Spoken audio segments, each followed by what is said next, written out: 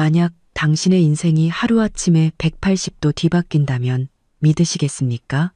남편에게 버림받고 시댁에서 맨몸으로 쫓겨난 바로 그날, 수조원의 유산을 상속받을 재벌가의 핏줄이라는 사실을 알게 된 한 여자의 기적 같은 이야기.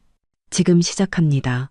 폭우가 쏟아붓는 밤, 저는 여행 가방 하나를 끈 채 박지훈의 저택 앞에 서 있었습니다. 빗물과 눈물이 뒤섞여 시야가 흐릿했죠. 등 뒤에서 육중한 철문이 쾅 소리를 내며 닫혔습니다.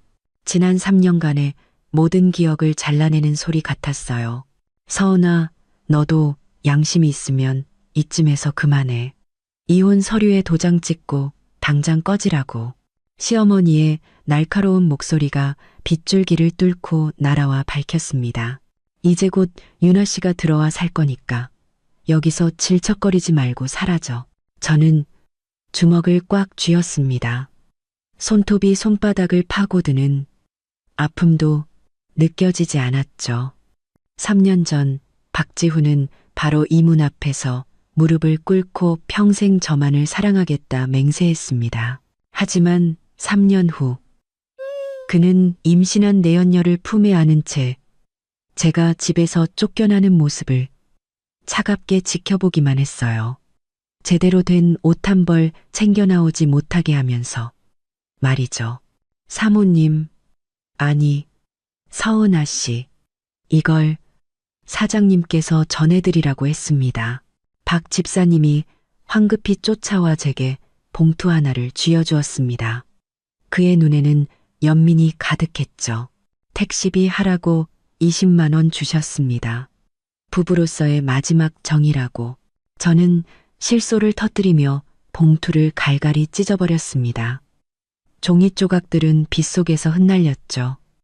마치 산산조각 난 제 결혼 생활처럼요. 지난 3년간 시부모님을 모시고 남편의 창업을 돕기 위해 헌신한 결과가 고작 빈손으로 쫓겨나는 것이라니. 단지 임윤아라는 여자가 박씨 가문의 대를 이을 아이를 가졌다는 이유만으로요. 흠뻑 젖은 셔츠 사이로 한기가 스며습니다. 저는 떨리는 손으로 핸드폰을 꺼냈어요. 액정에는 제 마음처럼 금이가 있었죠. 화면에 뜬 천명그룹 사무직 면접. 내일 오전 10시라는 알림이 제 마지막 희망이었습니다. 다음 서은아 씨. 반쯤 마른 머리를 정돈하고 면접장으로 들어섰습니다. 비에 젖은 자국이 남은 정장 차림의 면접관들의 미간이 살짝 찌푸려졌죠. 이력서를 보니 3년의 공백기가 있군요. 중년의 여성 면접관이 안경을 고쳤으며 물었습니다. 네, 그 3년 동안 남편의 창업을 도왔습니다. 회사 재무와 고객 관리 업무를 총괄했습니다. 저는 미소를 잃지 않으려 애썼지만 손톱은 여전히 손바닥을 파고들고 있었습니다. 그 회사는 이제 수백억 원의 가치를 인정받지만 제게는 단 1%의 지분도 없었죠. 남편이 아니라 전 남편입니다. 저는 담담하게 정정했습니다. 현재 이혼 소송 중입니다. 면접관들은 서로 눈빛을 교환했습니다. 그들이 무슨 생각을 하는지 알 것 같았어요. 버림받은 무가치한 여자라고 생각하겠죠. 만약 사장님께서 갑자기 분기 재무보고서 분석을 요청했는데 시스템이 다운된다면 어떻게 대처하시겠습니까? 가장 젊은 면접관이 기습 질문을 던졌습니다. 제 눈이 번쩍 뜨였죠. 제가 가장 자신 있는 분야였으니까요. 10분 후 제가 5가지 비상해결책과 각각의 장단점을 막힘없이 설명하자 면접관들의 표정은 경멸에서 놀라움으로 바뀌었습니다. 아주 좋습니다. 서은아 씨. 그럼 저희는 그때 회의실 문이 벌컥 열리더니 은발의 노인이 성큼성큼 걸어 들어왔습니다. 그의 뒤로는 정장 차림의 임원들이 따르고 있었죠. 면접관들은 황급히 자리에서 일어났습니다. 회장님, 어서 오십시오. 천명그룹의 총수 윤태석 회장이었습니다. 그는 손을 저어 그들을 제지했지만 시선은 제게 고정되어 있었죠. 매처럼 날카로운 눈빛이었습니다. 그가 제게 다가오자 저도 모르게 뒷걸음질 쳤습니다. 그런데 그는 제 목을 뚫어져라 쳐다보고 있었어요. 이 점, 다음, 그의 목소리가 갑자기 떨리기 시작했습니다. 나비 모양이잖아. 몸 좀 돌려보게. 저는 영문을 모른 채 몸을 돌렸습니다. 그의 손가락이 제 목덜미에 가볍게 닿는 것이 느껴졌죠.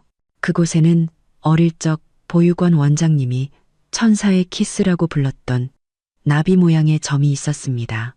윤태석 회장은 갑자기 핸드폰을 꺼내 어딘가로 전화를 걸었습니다.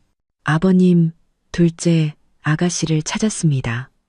나비 모양점 위치와 모양까지 똑같습니다. 그는 눈시울을 붉힌 채 저를 바라보며 물었습니다.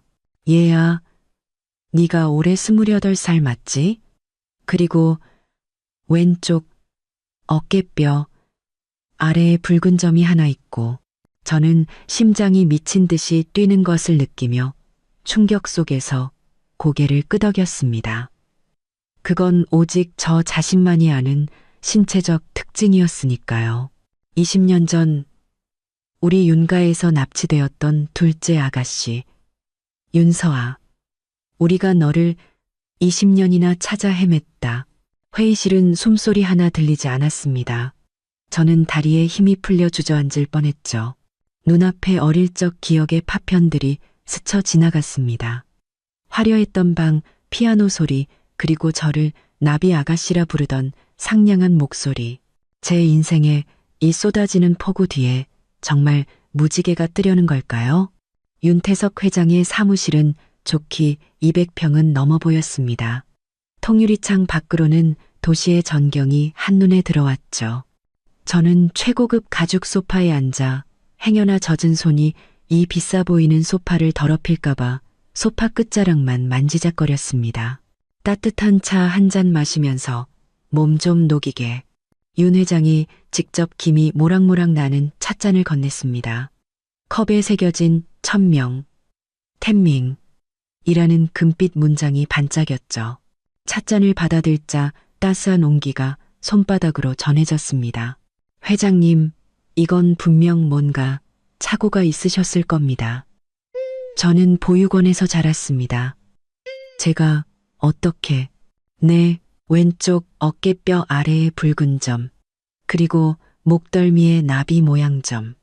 윤 회장은 제 맞은편에 앉아 뜨거운 눈빛으로 말했습니다. 그리고 네가 보육원에 맡겨진 날짜 2000년 5월 18일 모두 일치해.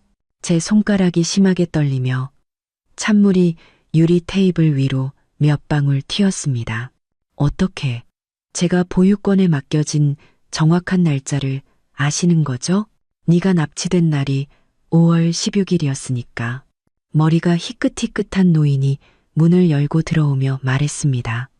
그의 손에는 낡은 나무 상자가 들려 있었죠. 둘째, 아가씨, 이것은 당시 경찰이 정리했던 사건 파일 사본과 지난 세월 회장님께서 아가씨를 찾기 위해 동원했던 모든 기록입니다. 저는 나무 상자를 건네받아 뚜껑을 열었습니다. 은은한 나무 향과 함께 가장 위에 놓인 빛바랜 실종 아동 전단이 눈에 들어왔죠. 사진 속 대여섯 살쯤 되어 보이는 여자아이는 하얀 원피스를 입고 해맑게 웃고 있었습니다. 그 얼굴을 보자 가슴에 날카로운 통증이 느껴졌습니다. 저인 듯 저가 아닌 듯한 모습이었죠. 이건 저예요? 제 목소리가 메어 나왔습니다. 네, 6번째 생일에 찍은 사진이야. 납치되기 2달 전이었지. 윤 회장이 나지막이 말했습니다. 저는 떨리는 손으로 전단을 넘겨 낡은 신문 기사들을 보았습니다. 천명그룹 장손녀 납치 사건, 전국이 충격, 납치범, 몸값 받은 후 잠적, 윤가 둘째 아가씨 행방불명, 윤 사장 부부, 의문의 교통사고로 사망, 수백억 몸값 행방묘연. 그 순간 날카로운 통증이 관자놀이를 찔렀습니다. 눈을 감자 흩어진 기억의 조각들이 번개처럼 뇌리를 스쳤습니다. 어두운 차 안, 여자의 울음소리, 눈부신 헤드라이트, 그리고 귀를 찢는 듯한 폭발음.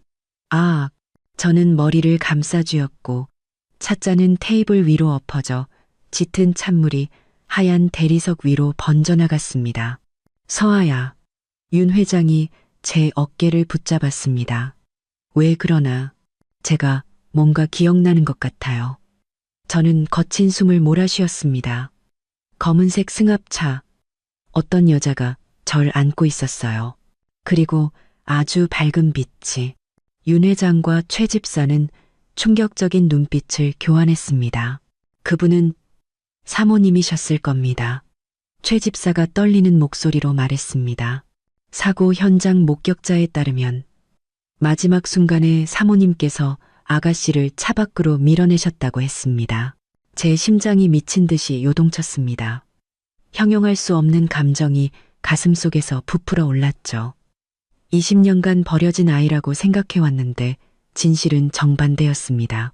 정확한 확인을 위해 DNA 검사가 필요하네. 윤 회장은 냉정을 되찾았습니다. 점과 상처 자국도 강력한 증거지만 만약을 위해서 말일세. 저는 고개를 끄덕이며 그들이 제 타액 샘플을 채취하는 것을 지켜보았습니다. 최 집사는 샘플을 들고 직접 연구소로 향하며 가장 빠르면 3시간 안에 결과가 나올 거라고 했습니다. 윤 회장은 비서를 시켜 깨끗한 옷을 가져오게 했습니다. 옷을 갈아입고 통유리창 앞에 서서 밖을 내다보니 비는 어느새 그쳐 있었습니다. 구름 사이로 햇살이 비치며 유리창에 7빛깔 무지개를 만들었죠. 불과 몇 시간 전, 저는 모든 것을 잃은 이혼녀였습니다. 하지만 지금은 거대 상업 제국의 상속녀일지도 모른다니. 운명의 장난이 너무나도 극적이라 쉽사리 믿을 수가 없었습니다. 만약 검사 결과 제가 정말 윤서아가 맞다면 제 가족은 누가 살아계신가요? 윤 회장의 표정이 어두워졌습니다. 네, 할아버님. 즉, 천명그룹의 창업주이신 윤 명예회장님은 아직 살아계신다. 다만 몇 년 전부터 건강이 좋지 않으시지. 내 부모님은 그 납치 사건 때 돌아가셨고 내게는 5살 위인 언니 윤채린이 있다. 지금은 그룹의 부사장이야. 언니, 마음 한구석이 세차게 울렸습니다. 보육원에서 자란 저는 세상에 피를 나눈 가족이 존재하리라고는 상상도 못했습니다. 대체 그날 무슨 일이 있었던 건가요? 윤 회장은 긴 한숨을 내쉬며 먼 곳을 바라보았습니다. 20년 전 내 아버지 윤명우는 천명그룹의 유력한 후계자였다. 5월 16일 운전기사가 너와 언니를 태우고 하교하던 길에 검은 승합차 2대에 가로막혔지. 납치범들은 원래 자매둘 달을 노렸지만 그날 언니는 학교에 남아 화를 면했다. 위가 뒤틀리는 듯한 고통을 느꼈습니다. 흩어진 기억들이 조금씩 맞춰지는 것 같았죠. 납치범들은 500억의 몸값을 요구했다. 내 부모님은 돈을 가지고 거래 장소로 가던 중 교통사고를 당했지. 나중에 경찰 조사 결과 단순 사고가 아니라 브레이크에 손을 댄 흔적이 발견됐다. 윤 회장은 주먹을 꽉 쥐었습니다. 그리고 너는 사라졌지. 우리는 전국, 심지어 해외까지 샅샅이 뒤졌지만 오늘까지 찾지 못했다. 저는 눈을 감았습니다. 눈물이 소리 없이 뺨을 타고 흘렀죠. 저는 버려진 아이가 아니었습니다. 깊이 사랑받던 아이였어요. 그 사실이 가슴을 따뜻하게 동시에 아프게 했습니다. 회장님, 결과가 나왔습니다. 최 집사가 문을 박차고 들어오며 서류를 내밀었습니다. 친자 관계 확률 99.999%. 둘째, 아가씨가 맞습니다. 윤 회장은 벌떡 일어나 왈칵 눈물을 쏟으며 제게 다가와 저를 힘껏 껴안았습니다. 노인의 몸이 가늘게 떨리는 것이 느껴졌죠. 서아야, 드디어 찾았구나. 내 손녀. 저는 그 자리에 얼어붙었습니다. 갑작스러운 포옹에 어찌할 바를 몰랐죠. 20년간의 보육원 생활은 제게 독립심과 강인함을 가르쳐 주었지만 가족의 포옹을 받는 법은 가르쳐 주지 않았습니다. 저는 이 모든 걸 받아들일 시간이 필요해요. 너무 갑작스러워서. 물론이지, 물론. 윤 회장은 저를 놓아주며 눈물을 닦았습니다. 최 집사가 모든 걸 준비해 줄 게다. 우선 푹 쉬고 내일 할아버님을 뵈러 가자. 네가 돌아온 걸 아시면 병이 반은 나으실 게다. 최 집사는 저를 그룹 고위층을 위한 최고급 스위트룸으로 안내했습니다. 저는 욕실 거울 앞에 서서 천천히 몸을 돌려 목덜미의 점을 보았습니다. 날개를 펼치고 날아오를 듯한 나비 모양. 남들에게 보이기 부끄러워했던 이 점이 제 진짜 정체를 증명하는 표식이었다니. 푹신한 침대에 누워 천장을 바라보고 있는데 핸드폰이 진동했습니다. 박지훈의 문자였죠. 천명그룹 면접 보러 갔다며? 헛된 꿈 꾸지 말고 이혼 서류나 빨리 처리해. 유나가 이사 오고 싶어서 기다리고 있잖아. 저는 차가운 미소를 지으며 핸드폰 전원을 꺼버렸습니다. 박지훈은 몰랐을 겁니다. 그가 이 문자를 보내는 바로 그 순간 제 운명은 천지개벽 수준으로 바뀌고 있었다는 것을요. 같은 시각 박지훈의 저택. 그는 미간을 찌푸린 채 전화를 끊었습니다. 무슨 일이에요? 살짝 부른 배를 안고 이뮤나가 다가왔습니다. 이상하네. 아는 사람 말이 서은아가 천명그룹 빌딩에 들어간 뒤로 나오질 않았대. 박지훈은 무언가 골똘히 생각했습니다. 게다가 오늘 윤태석 회장이 모든 회의를 취소했다는데 뭔가 중대한 발견이라도 한 모양이야. And 이뮤나는 코웃음을 쳤습니다. 쫓겨난 주제에 무슨 중대한 발견식이나. 내일 이혼 서류에 도장 찍으라고 독촉이나 해요. 우리 아기 태어날 때까지 무명시로 살기 싫으니까. 박지훈은 건성으로 고개를 끄덕였지만 그의 눈빛은 흔들리고 있었습니다. 그는 핸드폰을 들어 어딘가로 전화를 걸었죠. 나야. 좀 알아봐줘. 천명그룹에 최근 무슨 특별한 동향 없었는지. 특히 윤가에서 실종됐다는 그 둘째 딸에 대해서. 창밖으로 마지막 석양이 사라지고 있었습니다. 운명의 톱니바퀴는 이미 돌기 시작했고 우리 중 누구도 이 정체의 비밀이 어떤 폭풍을 몰고 올지 알지 못했습니다. 검은색 롤스로이스가 3km에 달하는 사유지기를 달리는 동안 저는 손을 꽉 쥐었습니다. 손톱이 손바닥을 파고들 정도였죠. 창밖으로 스치는 은행나무들이 금빛 잎사귀를 뿌려 마치 부서진 금을 깔아놓은 듯했습니다. 둘째 아가씨, 긴장 푸십시오. 라트, 조수석에 앉은 최 집사님이 백미러를 통해 저를 보며 미소 지었습니다. 회장님께서 엄하시긴 해도 지난 세월 아가씨를 찾으시며 흘린 눈물이 강을 이룰 정도입니다. 저는 격하게 뛰는 심장을 진정시키려 심호흡을 했습니다. 어제 DNA 결과가 나온 후 윤 회장은 곧바로 오늘 할아버님과의 만남을 주선했죠. 하룻밤 사이에 저는 서은아에서 윤서아가 되었습니다. 이 낯선 이름이 마치 맞지 않는 외투처럼 저를 감싸고 있었습니다. 차는 고풍스러운 한옥 대저택 앞에 멈춰 섰습니다. 붉은 칠을 한 대문이 천천히 열렸죠. 저는 무의식적으로 옷깃을 여몄습니다. 오늘 아침 최 집사님이 보내준 샤넬의 투피스. 가격표에 적힌 숫자는 제 숨을 먹게 할 정도였죠. 도착했습니다. 최 집사님이 차문을 열어주었습니다. 제 발이 청석 바닥에 닿는 순간 똑같은 제복을 입은 사용인들이 양옆으로 늘어서서 일제히 허리를 숙였습니다. 둘째, 아가씨, 집에 오신 것을 환영합니다. 그 위세에 눌려 저도 모르게 반걸음 물러서다 비틀거릴 뻔했습니다. 그때 희고 가느다란 손이 제 팔을 부드럽게 잡아주었죠. 서아야, 괜찮니? 귓가에 듣기 좋은 목소리가 울렸습니다. 고개를 들자 미소 띤 눈과 마주쳤습니다. 30대 초반으로 보이는 여자는 몸에 딱 맞는 짙은 파란색 원피스를 입고 검은 머리를 우아하게 틀어 올리고 있었죠. 귓불에 다이아몬드 귀걸이가 햇빛에 반짝였습니다. 나는 윤채린이야. 내 언니.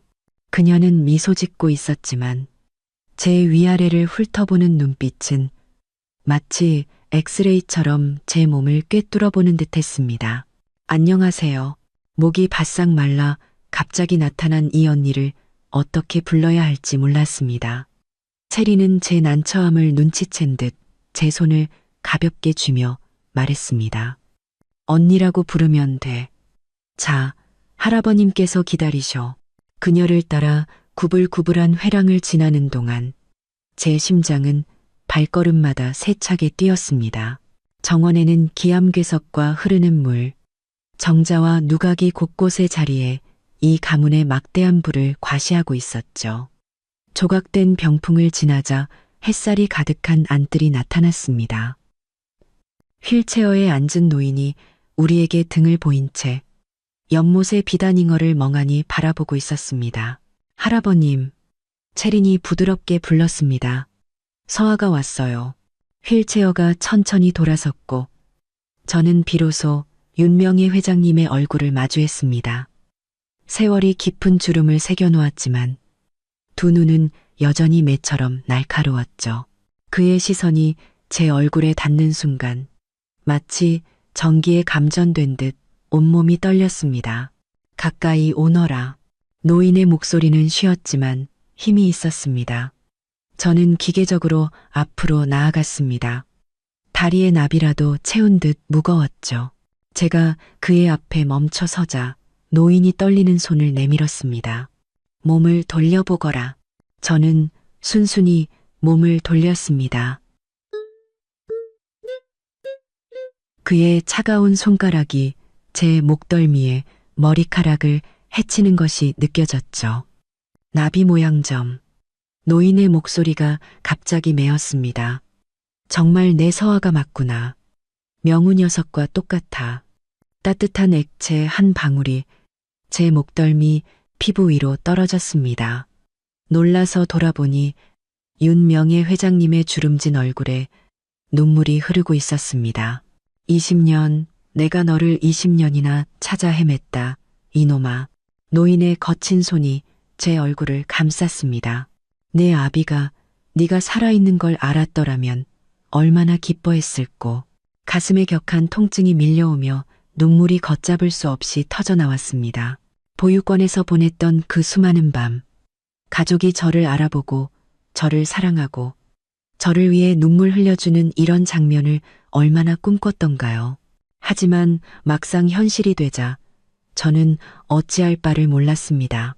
할아버님, 의사 선생님이 너무 흥분하시면 안 된다고. 체린이 때맞춰 손수건을 건넸습니다. 쓸데없는 소리. 명예 회장님은 눈물을 닦고는 제 손을 꽉 잡았습니다. 오늘이 내 평생 가장 기쁜 날이다. 서아야, 여긴 내 집이다. 이제부터 누구도 널 함부로 대하지 못할 게야. 집이라는 단어가 제 마음을 찔렀습니다. 사흘 전, 저는 박지훈의 집에서 쓰레기처럼 버려졌습니다. 그런데 지금은 상상조차 할 수 없었던 이 화려한 저택에서 둘째 아가씨라 불리고 있었죠. 감사합니다, 할아버님. 저는 조심스럽게 그 호칭을 입에 담았습니다. 낯설지만 따뜻했죠. 명예 회장님은 제 손을 토닥이고는 체린을 향해 물었습니다. 준비는 다 되었느냐? 네, 말씀하신 대로 동쪽 별채인 청우제, 평유자를 정리해 두었습니다. 체린은 고개를 끄덕이고는 정교한 앨범 하나를 꺼냈습니다. 아버님 사진을 좀 정리해 봤어. 동생이 보고 싶어 할 것 같아서. 앨범을 받아 첫 장을 넘기자 잘생긴 젊은 남자가 대학교 정문 앞에서 미소 짓고 있었습니다. 그 얼굴을 보는 순간 기억 깊은 곳에 무언가가 건드려진 듯 알 수 없는 익숙함이 밀려왔습니다. 이분이 아버지세요? 제 손가락이 사진을 부드럽게 쓸었습니다. 아버님 대학교 졸업식 때 사진이야. 채린이 제 곁에 서서 사진을 가리키며 설명했습니다. 너랑 참 많이 닮으셨지, 특히 눈이. 저는 멈춰진 화면 속에서 아버지의 모습을 찾아내려는 듯 탐욕스럽게 한 장 한 장 넘겼습니다. 승마장에서 말을 타는 모습, 회의실에서 발언하는 모습, 그리고 어린 채린을 안고 미소 짓는 모습. 마지막 장에는 그가 아름다운 한 여성과 함께 찍은 사진이 있었습니다. 두 사람 사이에는 공주 드레스를 입은 어린 채린이 서 있었고 여인의 품에는 갓난아기가 안겨 있었죠. 우리 가족 마지막 사진이야. 채린의 목소리가 낮아졌습니다. 그때 네가 막 돌이 지났을 때였어. 어머님이 널 안고 계시네. 저는 사진 속 어머니의 다정한 미소를 응시했습니다. 보이지 않는 손이 심장을 꽉 움켜쥐는 듯했죠. 이렇게 행복해 보이는데 얼마 지나지 않아 영원한 이별을 하게 될 줄 누가 알았을까요? 서아야. 명예회장님이 갑자기 입을 열었습니다. 다음 주부터 채린이를 따라 그룹에 출근해서 일을 배우거라. 윤가의 자식이라면 당연히 가업을 알아야 한다. 채린의 미소가 순간 굳었지만 이내 평소의 모습으로 돌아왔습니다. 할아버님, 동생이 이제 막 돌아왔는데 먼저 적응할 시간을 주는 게 좋지 않을까요? 막 돌아왔으니 더 서둘러야지. 명예회장님의 어조는 단호했습니다. 서아는 이미 20년을 잃었다. 더는 지체할 수 없어. 저는 채린의 손가락이 앨범 모서리를 꽉 쥐어 마디가 하얗게 변하는 것을 예리하게 포착했습니다. 하지만 그녀는 금세 손을 풀고 제게 미소를 보였죠. 그럼 동생, 나만 따라와. 내가 잘 챙겨줄게. 왠지 모르게 그 미소가 제 등골을 서늘하게 했습니다. 저녁 식사는 저택의 본관에서 진행되었습니다. 긴 테이블 위에는 이름도 모를 사내 진미가 가득했죠. 명예회장님이 상석에 앉으시고 저와 체리는 양옆에 앉았습니다. 열댓 명의 사용인들은 곁에 조용히 서서 언제든 술을 따르고 음식을 덜어줄 준비를 하고 있었죠. 서아야, 이 트러플 푸아그라 좀 맛보거라. 내 아비가 가장 좋아하던 거란다. 명예회장님이 사용인에게 눈짓해 제 접시에 음식을 덜어주었습니다. 저는 조심스럽게 작은 조각을 잘라 입에 넣었습니다. 진한 풍미가 혀끝에서 터져 나왔죠. 이런 호화로운 생활은 제게 너무나 낯설어 나이프와 포크를 쥔 손이 떨릴 정도였습니다. 동생은 전에 어디서 일했어? 채린이 아무렇지 않은 척 물었습니다. 저는 나이프와 포크를 내려놓고 답했습니다. 작은 회사에서 격리로 일하다가 결혼 후에는 살림만 했어요. 아, 결혼했었구나. 채린이 눈썹을 치켜 올렸습니다. 지금은 이혼 소송 중이에요. 저는 그 질문에 물러서고 싶지 않아 그녀의 눈을 똑바로 쳐다보며 말했습니다. 명예회장님의 미간이 찌푸려졌습니다. 어찌 된 일이냐. 전 남편이 바람을 피워서 시댁에서 쫓겨났습니다. 빈손으로요. 저는 마치 다른 사람 이야기를 하듯 담담하게 말했습니다. 식탁에는 짧은 침묵이 흘렀습니다. 그때 명예회장님이 갑자기 테이블을 세게 내리쳤고 식기들이 쨍그랑 소리를 냈습니다. 괘씸한 놈들, 감히 내 윤가 손녀에게 그런 짓을 해. 체리나, 당장 그놈들 회사 알아봐서 인수해버려라. 할아버님, 저는 황급히 말렸습니다. 다 지난 일이에요. 저는 이제 새로운 삶을 살고 싶을 뿐입니다. 명예회장님은 저를 한참 동안 바라보다가 천천히 고개를 끄덕였습니다. 좋다. 줏대가 있구나. 우리 윤가 사람답다. 하지만 그의 눈에 날카로운 빛이 스쳤습니다. 윤가 사람은 당하고만 살지 않는다. 서아야, 명심해라. 이제부터 너는 천명그룹의 둘째 아가씨다.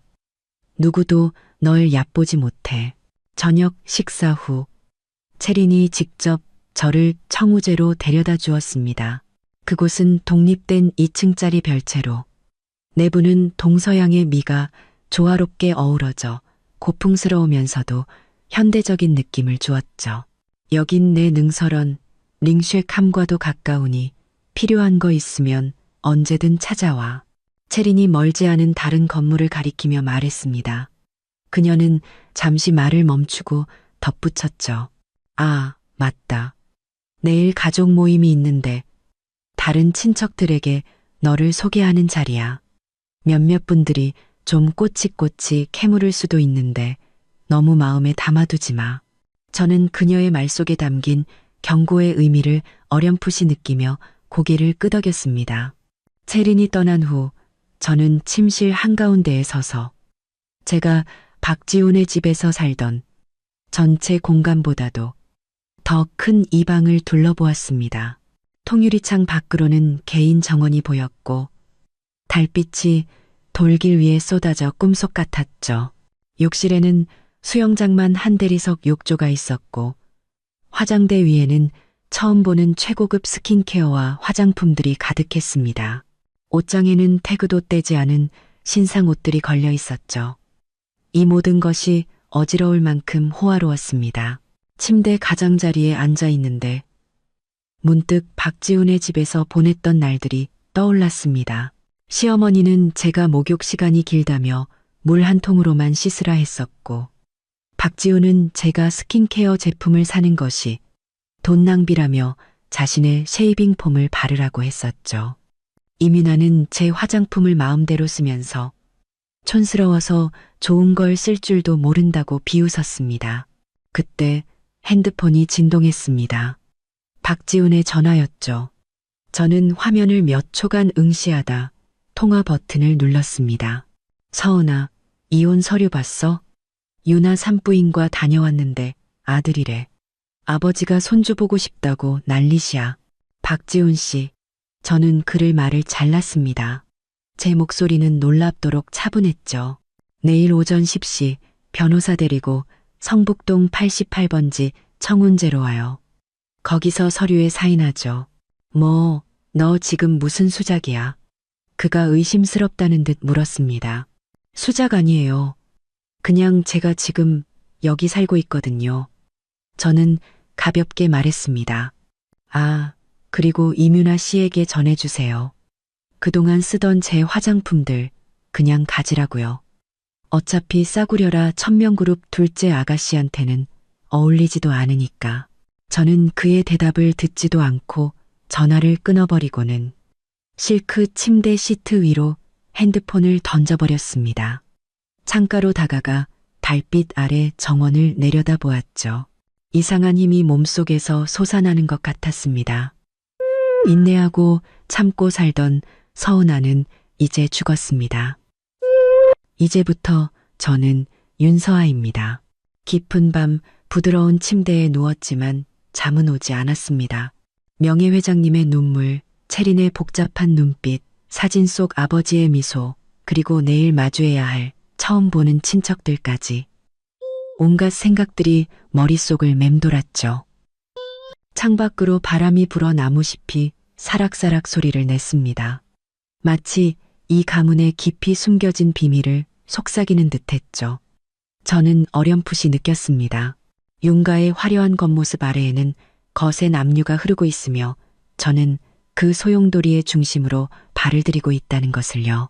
새벽 6시 날카로운 알람 소리가 저를 잠에서 깨웠습니다. 창밖은 아직 어둑했죠. 오늘부터 저의 상속녀 특별 교육이 시작되는 날이었습니다. 거울 속 제 얼굴에는 짙은 다크서클이 내려와 있었습니다. 어젯밤 가족 모임은 그야말로 악몽이었죠. 소위 친척이라는 사람들은 저를 상품처럼 뜯어보며 하나같이 날카로운 질문들을 던졌습니다. 보육권 생활은 어땠니? 듣자 하니 작은 회사 사장이랑 결혼했었다며? 학력이 대졸이라고? 우리 가문에는 어울리지 않는데. 채리는 내내 옆에서 미소만 지을 뿐 단 한 번도 저를 도와주지 않았습니다.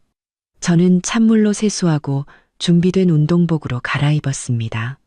첫 수업은 자세 교정. 장소는 저택 서쪽에 있는 피트니스 센터였죠. 문을 열자 50대 정도로 보이는 꼿꼿한 자세의 여성이 이미 기다리고 있었습니다. 둘째, 아가씨. 저는 아가씨의 자세 교정을 맡은 임 선생입니다. 오늘부터 매일 아침 6시부터 7시 반까지 몸가짐 훈련을 시작하겠습니다. 그 후 1시간 반은 그야말로 고문이었습니다.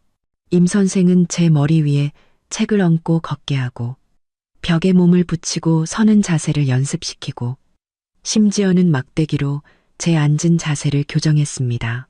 윤가의 아가씨는 등을 굽혀서는 안 됩니다. 손가락의 위치는 우아해야 하며 미소 지을 때는 입꼬리의 각도까지 완벽해야 합니다. 수업이 끝날 무렵 온몸의 근육이 비명을 지르고 있었습니다. 내일 같은 시간에 뵙겠습니다. 많이 나아지셨습니다. 임 선생의 칭찬에 안도의 한숨을 내쉬려는 순간 최 집사님이 이미 문 밖에서 기다리고 있었습니다. 아가씨, 아침 식사 후에는 경영 수업이 있습니다. 회장님께서 그룹 최고의 재무이사님을 스승으로 붙여주셨습니다. 아침 식사는 서재로 배달된 제비집 수프와 간단한 다과였습니다. 허겁지겁 먹고 맛을 음미할 새도 없이 금태 안경을 쓴 중년 남성이 노크하고 들어왔습니다.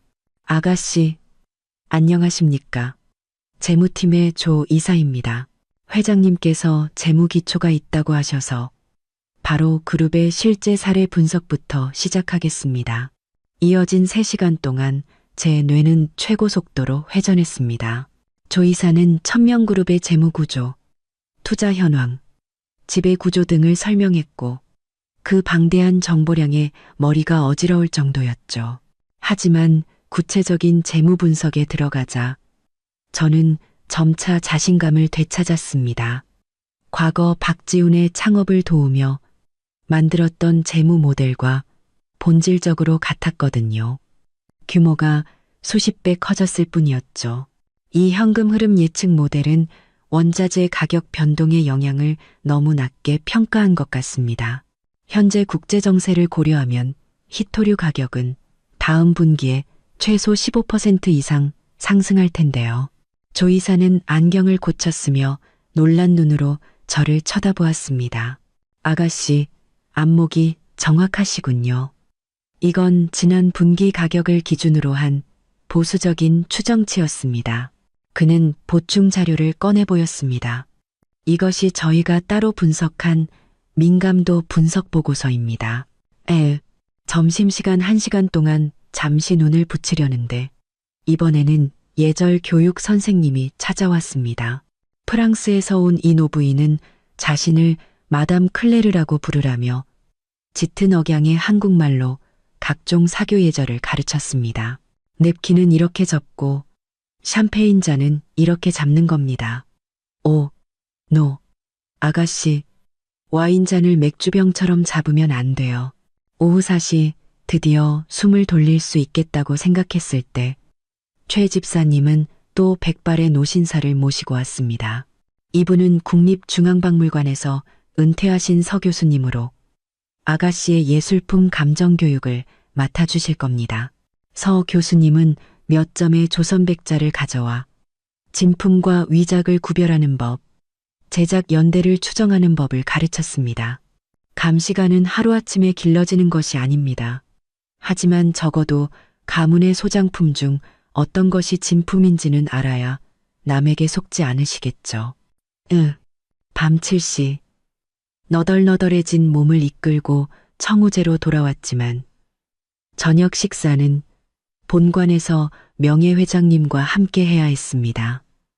제 학습 성과를 점검하시겠다면서요. 서둘러 샤워를 하고 옷장에서 가장 무난한 남색 원피스를 골라 입었습니다. 거울 앞에서 허리를 꼿꼿이 펴고 마담 클레르가 가르쳐준 우아하지만 꾸민 티 나지 않는 미소를 지어 보았죠. 본관 식당은 불을 환히 밝히고 있었습니다. 긴 테이블에는 명예회장님과 채린, 그리고 제가 모르는 중년의 남성, 몇몇이 앉아 있었습니다.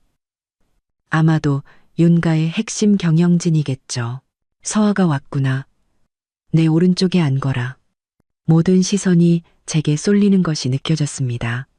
체리는 오늘 상아색 맞춤 정장을 입고 있었습니다. 이분이 그 둘째 아가씨로군. 생각보다 수수하네. 한 중년 남성이 저를 뜯어보며 말했습니다. 장 이사님. 체린이 미소 지으며 그의 말을 끊었습니다. 제 동생은 이제 막 집에 돌아와서 아직 적응 중이랍니다. 음식이 나오기 시작했습니다. 다행히 점심때 서양식 예절을 배운 덕에 어떤 포크를 써야 할지는 알 수 있었죠. 전체 요리까지는 순조로웠습니다. 웨이터가 프랑스식 달팽이 요리를 내오기 전까지는요. 저는 그 자리에서 굳어버렸습니다. 본 적도 없는 음식을 어떻게 먹어야 할지 알 턱이 없었죠. 체리는 제 공경을 눈치챈 듯 우아하게 전용 집게를 들며 말했습니다. 동생, 내가 가르쳐 줄게. 그녀의 목소리는 부드러웠지만 테이블의 모든 사람이 들을 수 있을 만큼 컸습니다. 이렇게 집게로 껍데기를 고정하고 작은 포크로 살을 빼내는 거야. 그녀의 시범은 완벽했지만 저는 그녀의 눈에서 스치는 우월감을 보았습니다. 몇몇 손님들은 눈빛을 교환했고 아까 그 장 이사는 피식 웃기까지 했죠. 얼굴이 불타는 것 같았습니다. 체리나, 명예회장님이 갑자기 입을 열었습니다. 내가 기억하기론 너도 16살에 처음 달팽이 요리를 먹다가 영국 대사님 몸에다 살을 날려 보냈었지. 체린의 미소가 굳었습니다. 할아버님, 서아는 이제 막 돌아왔으니 모르는 게 당연하다. 명예회장님은 테이블을 둘러보며 말했습니다.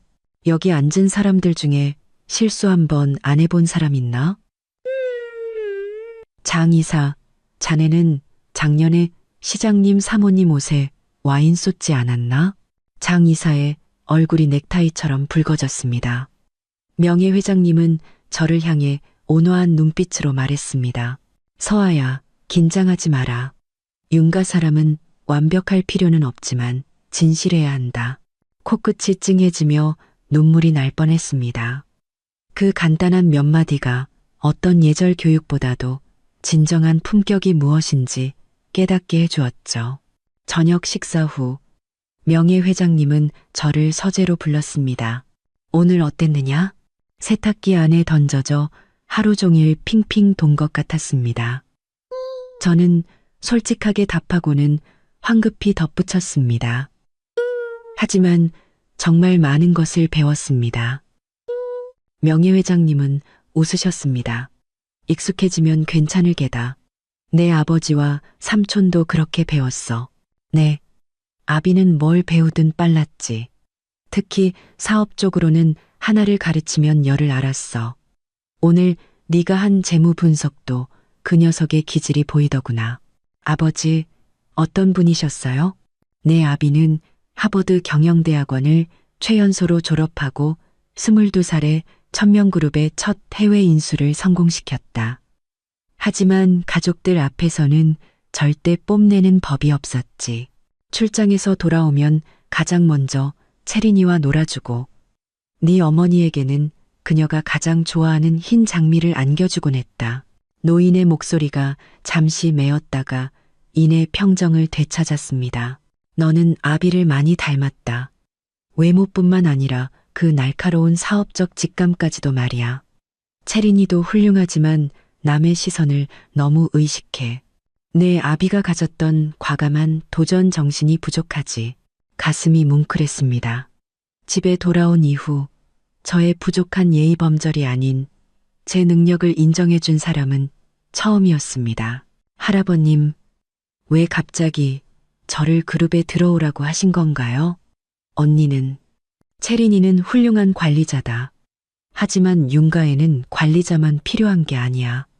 명예회장님의 날카로운 눈빛이 저를 향했습니다. 20년 전 그 사건 이후 나는 너를 꼭 찾아야겠다고 맹세했다. 이제 네가 돌아왔으니 이건 하늘의 뜻이야. 서재를 나설 때 제 머릿속은 복잡했습니다. 할아버님의 말씀은 감동적이면서도 불안했죠. 그분의 기대는 분명 체린의 불만을 살 테니까요. 복도 모퉁이를 돌 때 저는 우연히 체린이 테라스에서 통화하는 소리를 들었습니다. 그 박지훈이라는 남자 배경은 확실히 알아봤어? 아니, 아직 건드리지 마. 지켜보기만 해. 특히 그 애랑 관계가 어떤지. 저는 숨을 죽이고 조용히 물러섰습니다. 체린이 박지훈을 조사하고 있다니 그 사실이 제 마음을 무겁게 짓눌렀습니다. 청우제로 돌아와 침대에 몸을 던졌지만 온몸이 쑤시는 와중에도 잠은 오지 않았습니다. 창밖에는 밝은 달이 높이 떠 있었죠. 불과 며칠 만에 제 삶은 송두리째 바뀌었습니다. 버려진 이혼녀에서 재벌 상속녀로 짓밟히던 아내에서 스스로의 운명을 개척하기 시작한 둘째 아가씨로 저는 침대에서 일어나 책상으로 가 조 이사가 남겨두고 간 재무보고서를 펼쳤습니다. 운명이 제게 이런 기회를 주었다면 저는 결코 다시 당하고만 있는 약자가 되지 않을 겁니다. 박지훈, 이뮤나, 그리고 어쩌면 윤채린까지도 그들은 곧 알게 될 겁니다. 윤서아는 결코 만만한 상대가 아니라는 것을요. 아가씨, 고개 잠시만 들어주세요. 메이크업 아티스트의 말에 저는 살짝 고개를 들었습니다. 그녀가 제 눈꼬리에 마지막으로 금빛 아이섀도를 스치자 거울 속에는 제가 아닌 다른 사람이 서 있었습니다. 검은 머리는 우아한 프렌치 트위스트 스타일로 올리고 진주 귀걸이가 귓불에서 은은한 빛을 발하고 있었죠. 완벽해요. 아가씨는 골격이 좋으셔서 조금만 손대도 빛이 나네요.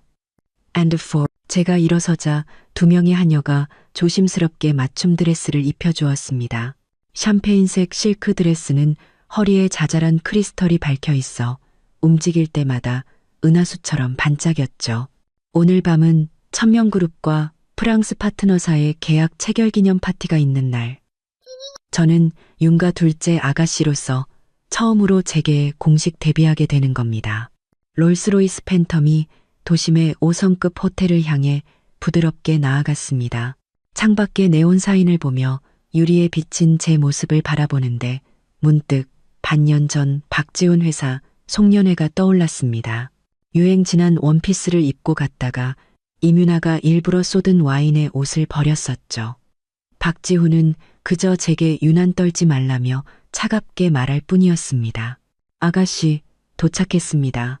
최 집사님의 목소리가 저를 현실로 돌려놓았습니다. 호텔 입구에는 레드카펫이 깔려 있었고 사방에서 플래시가 터졌습니다. 저는 마담 클레르에게 배운 대로 품위 있는 미소를 지으며 차에서 내렸죠.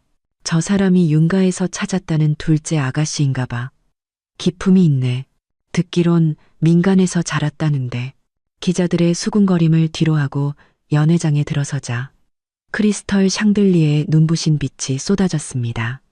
윤태석 회장이 저를 발견하고 손짓했죠. 서아야, 이리 와서 인사드려라. 라파르 그룹의 뒤퐁 회장님이시다. 그는 제 어깨를 다정하게 감싸며 소개했습니다. 제 조카 윤서아입니다. 얼마 전 영국 유학을 마치고 그룹에 합류했습니다. 저는 그의 의도를 즉시 알아차렸습니다. 제 과거가 영국 유학파로 새롭게 포장된 것이죠. 버려진 고아보다는 훨씬 그럴싸하게 들릴 테니까요. 만나서 반갑습니다. 윤서아 양. 뒤퐁 회장이 제 손등에 가볍게 입을 맞추었습니다. 프랑스어도 아주 잘하시겠군요. 천만에요. 저는 미소 지으며 프랑스어로 답했습니다. 대학 시절 교양으로 프랑스어를 들었던 것과 지난 몇 주간 마담 클레르의 특훈이 빛을 발하는 순간이었죠. 한 바퀴 인사를 돌고 샴페인을 받아든 저는 긴장했던 어깨를 슬쩍 풀었습니다. 어느새 다가온 윤채리는 오늘 불처럼 타오르는 붉은색 드레스를 입고 있었습니다. 동생, 제법인데? 예절 수업이 효과가 있었나 보네. 그녀가 붉은 입술을 살짝 비틀며 말했습니다. 모두 언니 덕분이죠. 저도 지지 않고 샴페인을 한 모금 마시며 응수했습니다. 그때 채린의 시선이 제 어깨 너머를 향하더니 그녀의 눈에 장난기 어린 빛이 스쳤습니다. 어머, 옛 친구가 찾아왔네. 돌아보는 순간 저는 하마터면 샴페인 잔을 놓칠 뻔했습니다. 멀지 않은 곳에 말끔하게 차려입은 박지훈과 그 옆에 은색 스팽글 드레스를 입은 이뮤나가 서 있었습니다. 그들도 저를 발견한 듯 박지훈의 표정은 마치 한 대 얻어맞은 사람처럼 굳어 있었고 이뮤나는 눈을 동그랗게 뜬 채 박지훈의 팔을 꽉 붙잡고 있었죠. 품위를 지켜 네가 누군지 잊지 마. 채린이 귓가에 속삭였습니다. 저는 허리를 꼿꼿이 세웠습니다. 윤서아는 전 남편과 내연녀 앞에서 약한 모습을 보이지 않을 겁니다. 은하야. 박지훈이 굳은 목소리로 제게 다가왔습니다. 정말 너야? 사람 잘못 보셨네요. 박 사장님. 저는 미소를 잃지 않은 채 답했습니다. 저는 윤서아입니다. 무슨 말도 안 되는 소리야. 이뮤나가 날카롭게 끼어들며 제 드레스를 훑어보았습니다. 이런 옷 빌리는데 하루 얼마 줬어? 어디서 재벌 행세야? 그녀의 목소리가 커지자 주변의 시선이 쏠렸습니다. 저는 오히려 마음이 편안해졌습니다. 마담 클레르는 그랬죠. 진정한 명문가 여성은 시정잡배와 말싸움을 하지 않는다고. 그들은 우아함을 무기로 쓴다고요. 아, 생각났어요. 저는 샴페인 잔을 가볍게 흔들며 주변 사람들이 들을 수 있을 만큼의 목소리로 말했습니다. 이뮤나 씨, 박지훈 씨 회사 안내 데스크에서 일하다가 특별한 재능 덕분에 사장님 개인 비서로 승진했다는 바로 그분이시죠? 주변에서 억눌린 웃음소리가 터져 나왔습니다. 이뮤나의 얼굴이 붉게 달아올랐죠. 헛소리 마. 지훈 씨랑 나는 진심으로 사랑하는 사이라고. 물론이죠. 제가 남편의 아이를 임신했을 때 제 남편 침대로 기어 들어갈 만큼 진심이었겠죠. 하지만 고맙게 생각해요. 당신 덕분에 제가 윤가로 돌아올 수 있었으니까요. 은하야, 대체 이게 어떻게 된 일이야?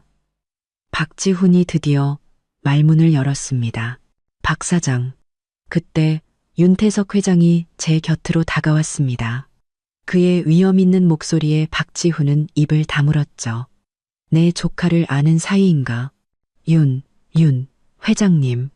박지훈의 이마에 땀이 맺혔습니다. 이 사람은 제 전처 서은아입니다. 황당하군. 윤태석 회장이 목소리를 높였습니다. 이 아이는 윤가의 둘째 아가씨 윤서아다. 20년 전 불의의 사고로 가족과 헤어졌다가 최근에야 다시 찾았지.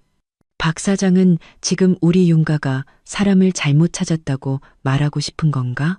기자들은 이미 이쪽으로 몰려와 플래시를 터뜨리고 있었습니다. 박지훈은 저와 윤 회장을 번갈아 보며 얼굴이 새하얘졌죠. 천명그룹에 밉보이는 것의 결과를 그는 너무나 잘 알고 있었습니다. 오해십니다. 틀림없이 오해입니다. 서아 아가씨가 제 전처와 너무 닮아서 그만. 그런가요? 저는 핸드백에서 명함을 꺼내 이뮤나에게 건넸습니다. 이뮤나 씨, 관심 있으면 제 변호사에게 연락하세요. 당신과 박 사장님의 불륜 증거 꽤 많이 모아뒀거든요. 물론 지금 제게는 중요하지 않은 일이지만 아마 박 사장님 댁 시어머님은 관심이 있으실지도 모르겠네요. 이뮤나는 뜨거운 것에 댄 듯 손을 움츠렸고 명함은 바닥으로 떨어졌습니다. 저는 이미 박지훈의 집안 사정을 조사해뒀습니다. 그의 어머니는 이뮤나의 출신을 못마땅해 했고 그녀가 임신만 하지 않았다면 절대 결혼을 허락하지 않았을 거라는 사실을요. 우리가요. 임윤아는 박지훈의 팔을 잡아 끌며 거의 도망치듯 자리를 떴습니다. 철이 솜씨가 좋구나. 윤 회장이 낮게 칭찬했습니다. 하지만 명심해라. 윤가 사람은 직접 진흙탕에 뛰어들지 않는다. 다음부터는 비서에게 처리하게 해. 저는 고개를 끄덕였습니다. 샴페인 잔의 기포가 제 마음처럼 경쾌하게 피어올랐습니다. 방금 전의 상황은 제가 수없이 상상했던 복수보다 훨씬 더 통쾌했죠. 파티가 계속되는 동안 저는 재계 명사들 사이를 오가며 지난 몇 주간 혹독하게 배운 지식과 사교수를 발휘했습니다. 그때 연회장 입구 쪽에서 소란이 일었습니다. 인파 사이로 보니 임윤아가 히스테리를 부리며 박지훈에게 소리치고 있었습니다. 당신 아까 그 여자 보는 눈빛 봤어. 아직도 사랑하는 거지. 그렇지? 박지훈은 결국 보안 요원들에게 이끌려 밖으로 쫓겨났습니다. 마지막 순간 그는 제 쪽을 돌아보았죠. 그 눈빛은 복잡하게 얽혀 있었습니다. 파티가 끝나고 저택으로 돌아온 것은 깊은 밤이었습니다. 저는 하이힐을 벗어 던지고 침실 창가에 섰습니다. 오늘 밤의 모든 것이 꿈만 같았죠. 이것이 진정한 복수였습니다. 악을 쓰는 싸움이 아니라 그들이 상상했던 것보다 훨씬 더 잘 사는 것. 그때 핸드폰이 진동했습니다. 낯선 번호로 온 문자였죠. 은하야, 우리 얘기 좀 해야겠다. 윤가에 대해 네가 반드시 알아야 할 것들이 있어.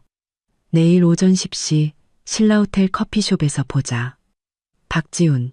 저는 차갑게 웃으며 문자를 지우려 했습니다. 하지만 곧바로 다음 문자가 도착했죠. 섣불리 거절하지 마. 20년 전 내 부모님 사고에 대한 이야기니까. 제 손가락이 화면 위에서 멈췄습니다. 심장이 거세게 뛰기 시작했죠. 그가 대체 무슨 말을 하는 걸까요? 부모님의 교통사고에 정말 다른 내막이라도 있는 걸까요? 망설이는 사이 세 번째 문자가 화면에 나타났습니다. 네, 언니가 말 안 해주던 그 납치 사건에 내부 공모자가 있었다는 거. 창밖에 번개가 치며 정원 깊숙한 곳, 제가 접근을 금지당했던 낡은 별채의 윤곽을 비추었습니다. 그곳에는 윤가가 세상에 드러내고 싶지 않은 비밀이 잠들어 있다고 했죠. 천둥 소리가 제 심장 소리처럼 가슴 속에서 울려 퍼졌습니다.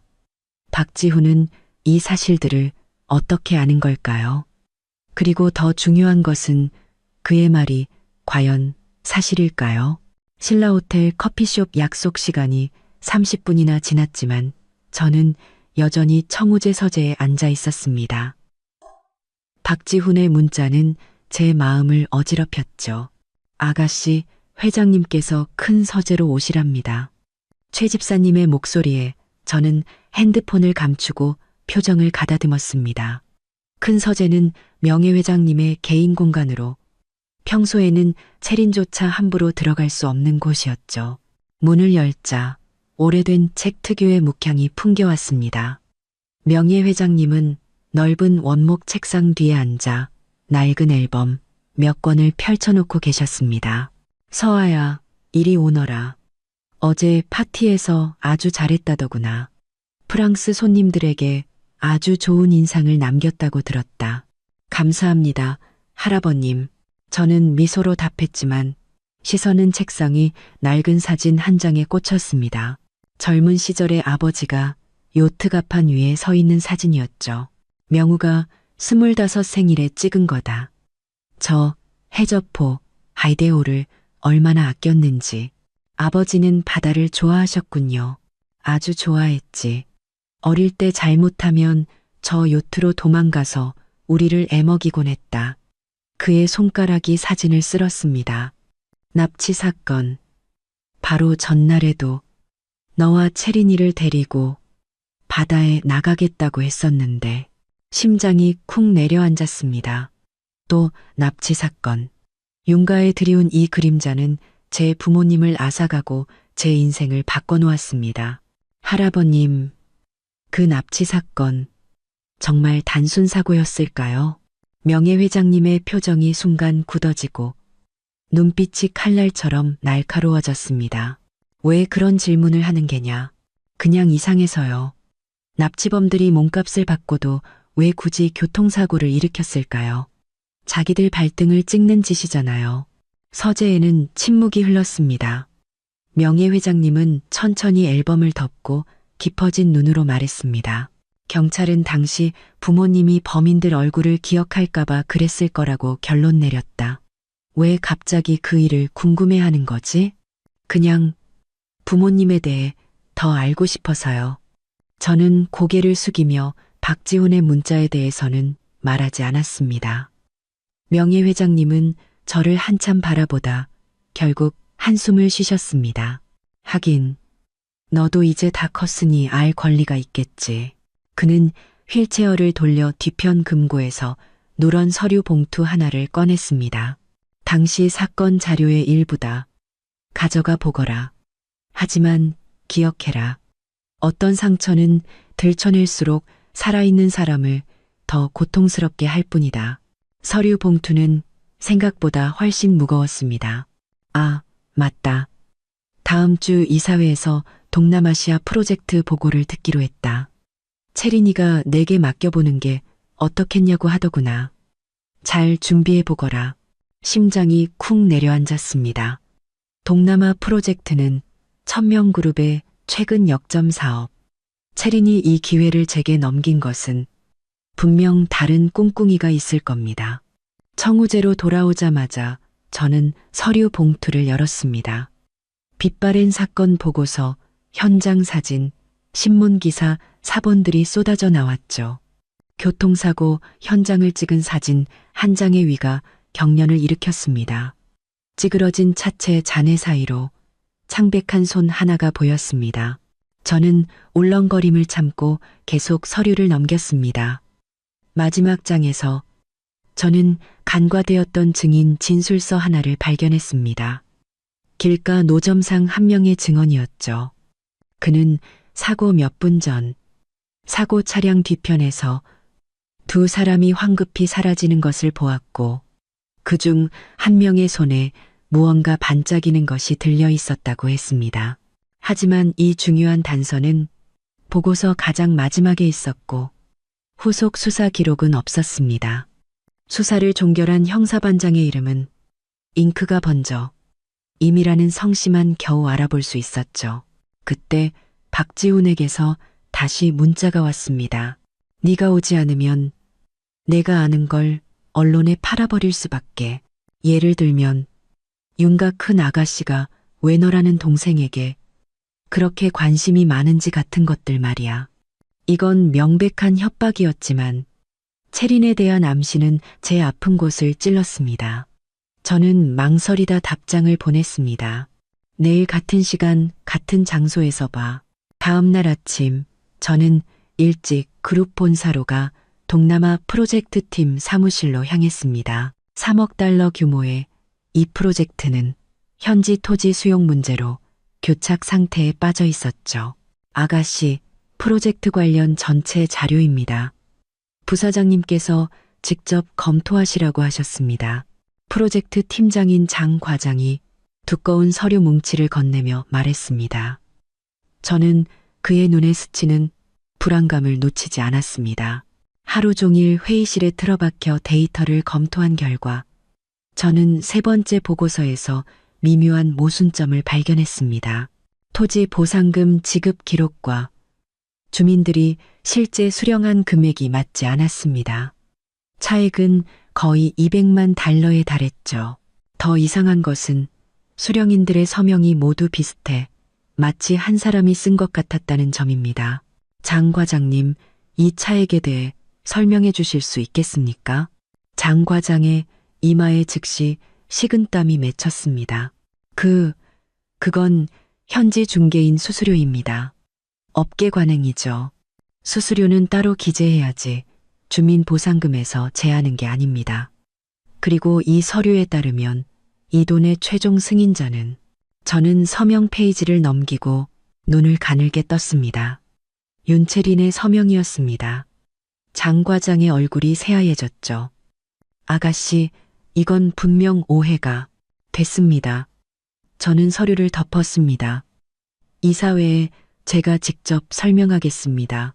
프로젝트 팀을 나와 저는 곧장 법무팀으로 가 이 프로젝트의 모든 계약서와 승인 기록을 요청했습니다. 보면 볼수록 경악스러웠습니다. 보상금뿐만 아니라 토지감정 평가 보고서까지 조작된 혐의가 있었죠. 그리고 모든 문제 서류의 결제란에는 채린의 이름이 있었습니다. 그녀는 일부러 이 뜨거운 감자를 제게 넘긴 겁니다. 제가 책임을 뒤집어 쓰거나 아니면 그녀의 비리를 폭로하게 만들어서 어느 쪽이든 우리 자매 관계에 돌이킬 수 없는 상처를 남기기 위해서요. 오후 3시 저는 신라호텔 커피숍의 모습을 드러냈습니다. 박지훈은 이미 와 있었죠. 그의 앞에는 커피 2잔과 제가 예전에 쓰던 책 몇 권, 그리고 앨범 하나가 놓여 있었습니다. 은하야, 왔구나. 본론만 말해요. 저는 선글라스도 벗지 않은 채 냉담하게 말했습니다. 그는 앨범을 제 쪽으로 밀었습니다. 펼쳐보니 우리 결혼 사진이었습니다. 하얀 원피스를 입고 수줍게 웃던 저와 멋지게 차려입고 의기양양했던 그. 불과 3년 만에 모든 것이 변해버렸죠. 대체 하고 싶은 말이 뭐예요? 윤가는 내 생각처럼 간단한 곳이 아니야. 박지훈이 목소리를 낮췄습니다. 20년 전 그 사건 우연히 들었는데 단순 사고가 아닐 수도 있어. 자세히 말해요. And well. 작년에 우리 회사가 천명그룹과 협력 프로젝트를 하면서 은퇴한 경비원 한 분을 알게 됐어. 그분 말로는 사건 당일 윤채리는 원래 너희와 함께 하교하기로 했는데 갑자기 몸이 아프다며 빠졌다고 해. 그리고 사건 일주일 전 누군가 그녀가 작은 어머니와 은밀히 만나는 걸 봤다고 하고. 말도 안 돼. 채리는 그때 겨우 13살이었어요. 하지만 그녀의 어머니는 아니었지. 박지훈이 의미심장하게 말했습니다. 윤가 작은 어머니와 네 아버지의 관계 알고 있나? 저는 그 자리에 얼어붙었습니다. 윤태석 회장은 제 아버지였고 그는 윤 명예회장의 둘째 아들이었죠. 하지만 작은 어머니에 대해서는 들어본 적이 없었습니다. 은하야, 난 네가 이용당하는 걸 보고 싶지 않아. 윤명예 회장 건강이 안 좋으니까 널 이용해서 채린을 견제하려는 거야. 상황이 안정되면 박 사장님. 저는 차갑게 말을 끊었습니다. 첫째, 제 이름은 윤서아입니다. 둘째, 저희 집안일은 신경 꺼주세요. 셋째, 만약 당신이 헛소문을 퍼뜨린다면 천명그룹 법무팀이 당신을 태어난 걸 후회하게 만들어줄 겁니다.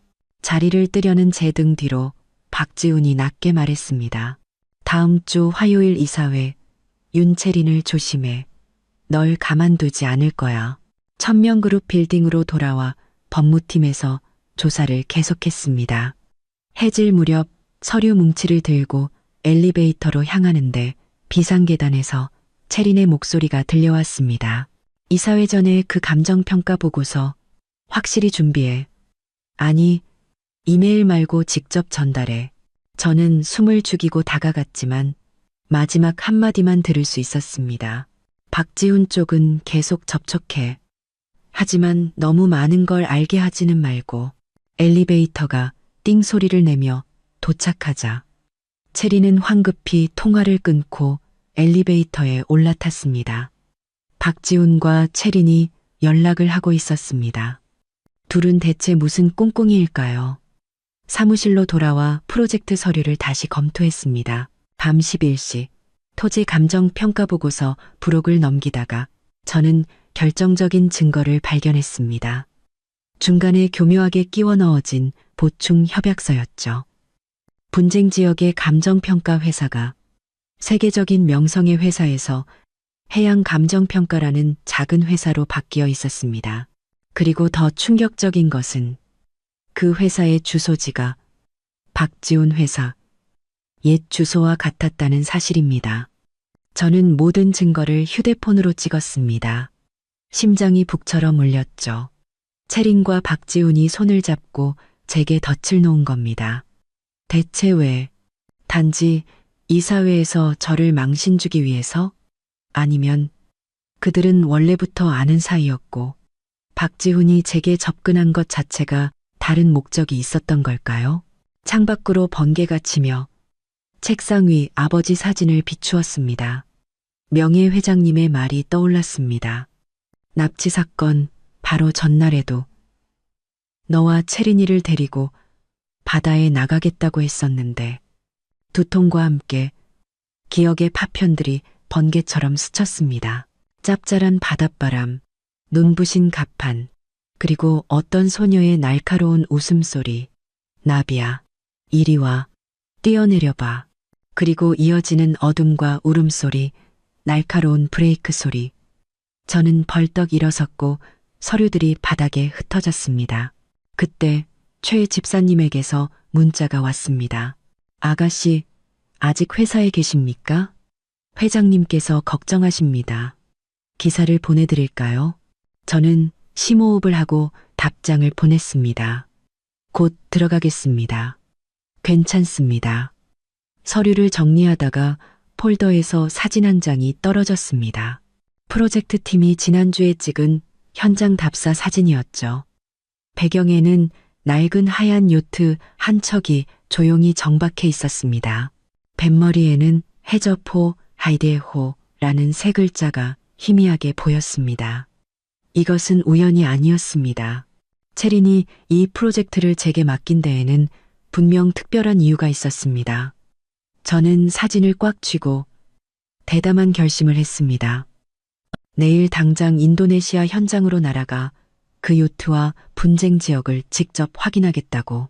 채린과 박지훈이 무엇을 꾸미든 저는 더 이상 앉아서 당하고만 있지 않을 겁니다. 윤서아는 더 이상 만만한 서은아가 아니니까요. 창밖으로 20년 전 모든 것을 바꿔놓았던 그 밤처럼 폭우가 쏟아지고 있었습니다. 하지만 이번에는 누구도 저를 어둠 속으로 밀어넣지 못할 겁니다. 자카르타의 폭우는 갑작스럽고 맹렬했습니다. 저는 호텔 창가에 서서 뿌연 도시의 윤곽을 바라보았습니다.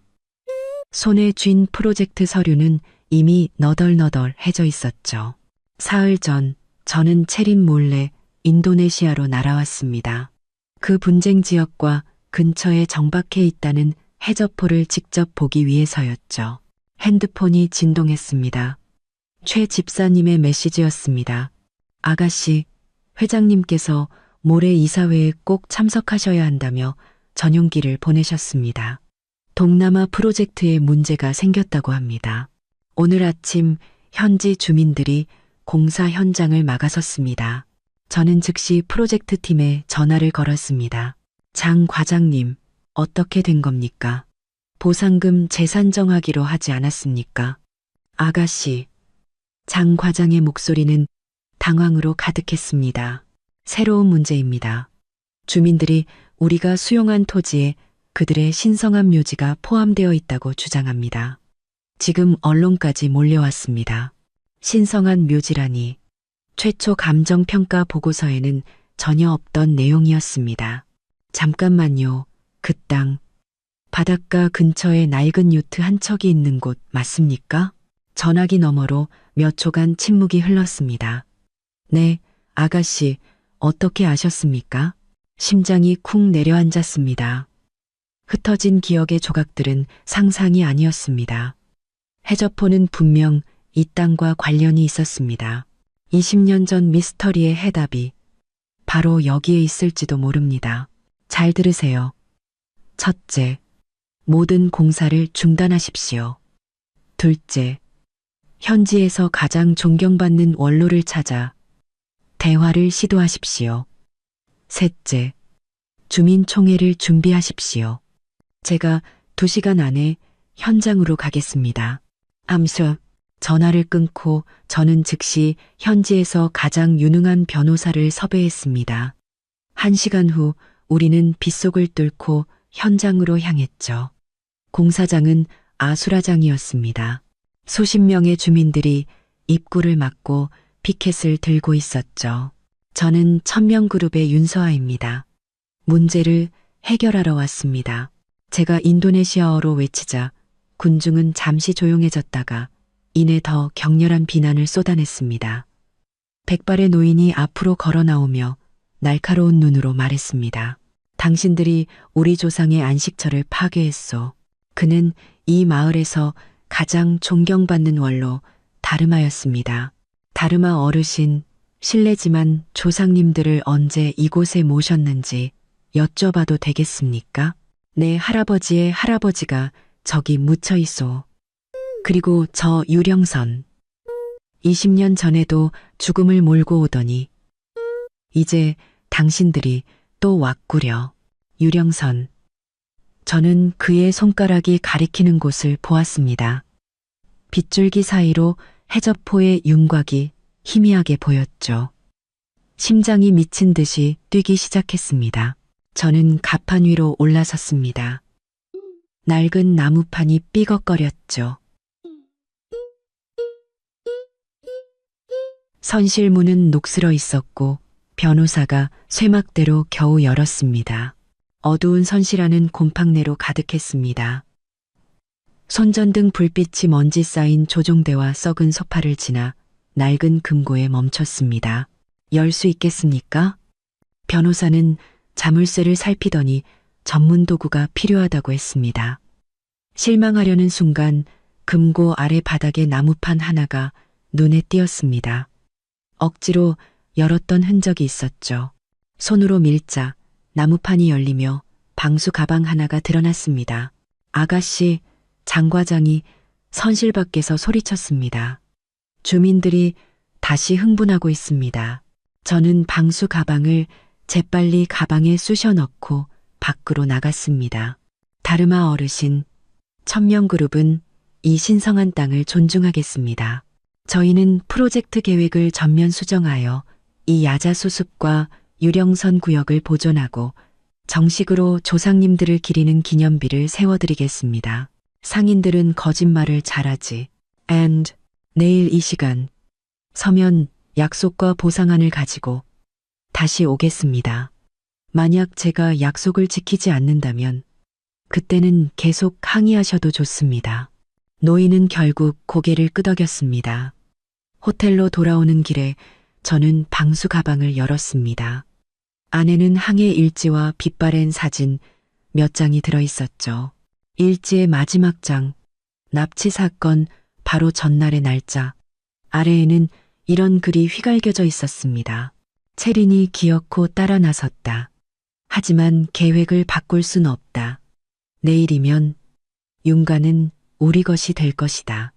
그리고 그 페이지 끝에는 불빛 아래 검붉게 보이는 얼룩이 묻어 있었습니다.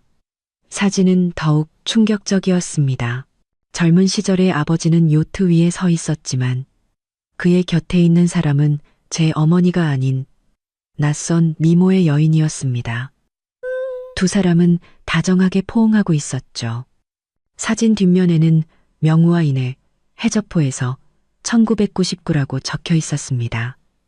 이내는 누구이며 이 사건과 무슨 관계가 있는 걸까요? 아버지는 왜 윤가는 우리 것이라는 글을 남긴 걸까요? 밤을 새워 새로운 프로젝트 계획안을 만들고 다음 날 저는 다르마 어르신을 다시 만났습니다. 저는 그에게 현지 기록 보관소에서 찾아낸 놀라운 사실을 보여주었죠. 그 야자수 숲은 전통적인 묘지가 맞았지만 1999년에 이미 공식적으로 수용되었고 그 절차를 담당한 것이 바로 해양감정평가의 전신회사였습니다. 이것이 당시의 보상 기록입니다. 어르신 할아버님의 성함도 여기 있습니다. 하지만 중간에서 누군가 돈을 가로챈 겁니다. 노인은 떨리는 손으로 서류를 받아들고 눈물을 흘렸습니다. 그 사기꾼 놈이 윤가가 권력으로 땅을 빼앗고 돈은 한 푼도 주지 않았다고 했소. 윤가 역시 피해자입니다. 누군가 저희의 이름을 이용해 사기를 친 것이죠. 저희는 이제라도 그 잘못을 바로잡고 싶습니다. 결국 합의는 이루어졌습니다. 천명그룹은 성지를 보존할 뿐만 아니라 주민 복지기금까지 추가로 약속했죠. 프로젝트의 위기는 극적으로 홍보의 기회가 되었습니다. 한국으로 돌아오는 전용기 안에서 저는 항해 일지를 다시 펼쳤습니다. 중간쯤에서 저는 놀라운 기록을 발견했습니다. 채린이가 점점 제 어미를 닮아간다. 오늘 하마터면 서아를 바다에 밀어버릴 뻔했다. 서둘러야 한다. 온몸이 차갑게 식었습니다. 아버지가 쓴 체리는 윤채린, 서아는 바로 저였습니다. 그녀는 어릴 때부터 저를 해치려 했습니다.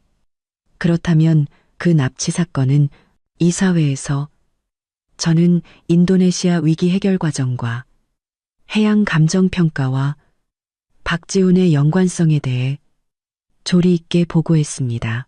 제 보고가 끝나자 채린의 얼굴이 새하얘졌죠. 그건 다 추측일 뿐이야. 둘째 아가씨는 그룹에 들어오자마자 오랜 파트너를 의심하는군. 너무 조급한 거 아니야? 증거가 있습니다. 저는 다르마 어르신이 당시 사기꾼에게 속았던 상황을 증언하는 녹음 파일을 재생했습니다. 녹음이 끝나자 회의실은 찬물을 끼얹은 듯 조용해졌습니다. 이 문제는 반드시 철저히 조사해야겠군. 서아 아주 잘 처리했다. 윤태석 회장이 먼저 침묵을 깼습니다. 할아버님, 어떻게 항상 저의 편만 드세요? 채린이 벌떡 일어나 소리쳤습니다. 됐다. 명예회장님이 지팡이로 바닥을 세게 내리쳤습니다. 오늘 저녁 가족 만찬에서 중대 발표를 하겠다. 가족 만찬에는 모든 핵심 임원들이 참석했습니다. 명예회장님은 평소와 달리 정장을 차려입고 최 집사님이 미는 휠체어를 타고 입장하셨죠. 오늘 두 가지를 발표하겠다. 첫째, 동남아 프로젝트 위기를 훌륭하게 해결한 윤서아의 공을 치하한다. 둘째, 내 유언장을 수정했다. 순간 장내가 조용해졌습니다. 채린이 들고 있던 와인잔이 가늘게 떨렸죠.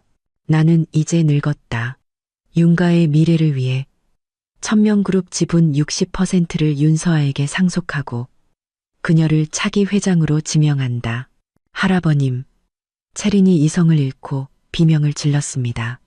제가 10년 넘게 그룹을 위해 헌신했는데 저에는 근본도 없는 닥치거라. 명예회장님이 노성을 터뜨렸습니다. 서아의 신부는 가장 엄격한 DNA 검증을 거쳤다. 오히려 네가 그 순간 명예회장님이 격하게 기침하며 얼굴이 파랗게 변했습니다. 할아버님, 제가 달려갔지만 그는 가슴을 움켜쥔 채 급하게 숨을 몰아쉬었습니다. 의사, 빨리 의사를 불러. 윤태석 회장이 소리쳤고 현장은 아수라장이 되었습니다. 명예회장님은 구급차에 실려가기 직전 제 손을 꽉 잡고 말했습니다. 채린이를 조심해라. 내 아비는 말을 마치지 못하고 그는 의식을 잃었습니다. 병원 복도에서 저는 안절부절 못했습니다. 채린은 보이지 않았죠. 그때 최 집사님이 제게 낡은 열쇠 하나를 건네주었습니다. 아가씨, 회장님께서 위급할 때 전해드리라고 하셨습니다. 저택 낡은 별채의 열쇠입니다. 언제 써야 할지는 아가씨께서 아실 거라고 하셨습니다. 그때 기자들이 복도로 몰려들었습니다. 윤서아 씨, 박지훈 씨가 당신을 혼인빙자 사기 혐의로 고소했습니다. 윤채린 부사장은 당신의 DNA 보고서가 조작되었다고 주장하는데요. 질문들이 총알처럼 쏟아졌습니다. 채린과 박지훈이 하필 할아버지가 쓰러진 이 시점에 손을 잡고 공격을 시작한 겁니다. 설상가상으로 한 이사가 달려와 서류를 내밀었습니다. 윤 부사장이 긴급 이사회를 소집했습니다. 유언장 효력에 이의를 제기하며 아가씨 신분에 의심스러운 점이 있다는 증거를 제출했습니다. 그 증거라는 것은 제가 1992년에 태어났다는 위조된 출생 기록이었습니다. 저는 얼음물에 빠진 듯한 충격을 받았습니다. 이게 아닌데, DNA 검사는 분명 진짜였는데, 그때 수술실 문이 열리고 의사가 무거운 표정으로 나왔습니다. 회장님은 뇌출혈로 반신마비와 언어장애가 오셨습니다. 당분간 업무는 불가능하십니다. 저는 벽을 짚고 겨우 서 있었습니다. 하룻밤 사이에 저는 개선장군에서 사기꾼으로 전락해버렸습니다. 저택으로 돌아오자 청우제 앞에는 낯선 경호원들이 서 있었습니다. 윤 부사장님 지시입니다. 신분이 확인될 때까지 아가씨는 어떤 서류에도 접근할 수 없습니다. 저는 차갑게 웃었습니다. 중요한 증거들은 이미 제 손에 있었으니까요. 그때 등 뒤에서 채린의 목소리가 들려왔습니다. 동생, 이제야 돌아왔네. 그녀의 미소는 얼음처럼 차가웠습니다. 내까지 장꾀로 모든 걸 가질 수 있을 거라 생각했다면 너무 순진했지. 누가 가짜인지는 곧 알게 되겠죠. 저는 그녀의 눈을 똑바로 보며 물었습니다. 당신 어머니, 이내는 누구죠? 왜 아버지는 일기장에 윤가는 우리 것이라고 썼을까요? 채린의 동공이 수축하며 얼굴이 새하얘졌습니다. 너, 그걸 어디서? 해저포에서요. 제가 나지막이 말하자 그녀는 비명을 지르며 경호원에게 소리쳤습니다. 정신이 불안정해. 오늘부터 청우제 밖으로 한 발짝도 못 나가게 해. And proof. 침실에 감금된 저는 모든 시스템 접속 권한이 차단된 것을 확인했습니다. 하지만 체리는 몰랐죠. 제게는 다르마의 손자인 IT 전문가가 알려준 추적 불가능한 비상 연락망이 있다는 것을. 창밖으로 낡은 별채의 윤곽이 보였습니다. 할아버지가 주신 열쇠가 손안에서 뜨거워졌습니다. 그곳에는 무엇이 있을까요? 박지훈은 이 판에서 대체 어떤 역할을 하고 있는 걸까요? 저는 병상에 누워 계신 할아버지의 사진을 보며 맹세했습니다.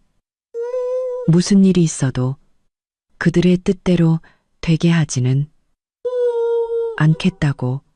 윤서아는 더 이상 당하고만 있지 않을 겁니다. 새벽 3시, 저는 청우제 2층 창문에서 담쟁이 덩굴을 타고 내려왔습니다. 온몸에 상처가 났지만 그런 건 중요하지 않았죠. 낡은 별채의 자물쇠는 할아버지가 주신 열쇠로 쉽게 열렸습니다.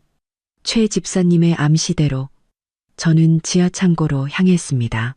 그곳의 낡은 금고는 납치 사건 날짜인 2000만 516으로 열렸습니다. 안에는 서류 봉투와 작은 나무 상자가 있었습니다. 서류 봉투 안의 의료 기록은 제 피를 차갑게 식혔습니다. 환자명 윤서아, 진단 결과 RH 혈액형, 부모와 혈액형 불일치, 친자 확인 요망, 제 혈액형은 O형 RH 플러스였습니다. 이어서 나온 친자 확인서는 윤명우와 윤서아의 친자 관계를 부정하고 있었죠. 그렇다면 나는 누구지? 나무 상자 안에는 서아라고 새겨진 작은 은팔찌와 빛바랜 사진 한 장이 있었습니다. 작은 어머니가 갓난아기를 안고 해저포 위에 서 있는 사진이었죠. 뒷면에는 이내와 서아 1994라고 적혀 있었습니다. 작은 어머니 이내, 그녀가 품에 안고 있는 아이가 진짜 윤서아였던 겁니다. 그럼 저는 그때 위층에서 발소리가 들렸습니다. 채린과 박지훈이었습니다. 찾았어? 아직 지하에 있을 거야. 저는 그들이 지하로 오기 전에 서류들을 전부 휴대폰으로 찍고 은팔찌만 챙겨서 창고의 작은 창문으로 탈출했습니다. 등 뒤에서 채린의 비명 소리가 들려왔죠. 저는 정원 깊숙한 곳, 할아버지가 아끼시던 난초 온실로 몸을 숨겼습니다. 그때 온실문이 열리며 박지훈이 들어왔습니다.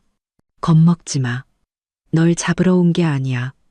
나 윤채린에게 이용당했어. 그는 휴대폰으로 낡은 사진 한 장을 보여주었습니다. 아버지 윤명우가 두 딸을 안고 있는 사진이었죠. 갓난아기였던 제 목덜미에는 나비 모양 점이 선명하게 찍혀 있었습니다. 네가 진짜 윤서아가 맞아. 그 의료 기록은 전부 위조된 거야. 채린의 어머니가 납치 사건을 꾸몄어. 네 부모님을 제거하고 채린에게 모든 걸 물려주려고. 밖에서 소리가 들려왔습니다. 시간이 없어. 채린이 내가 배신한 걸 알았어.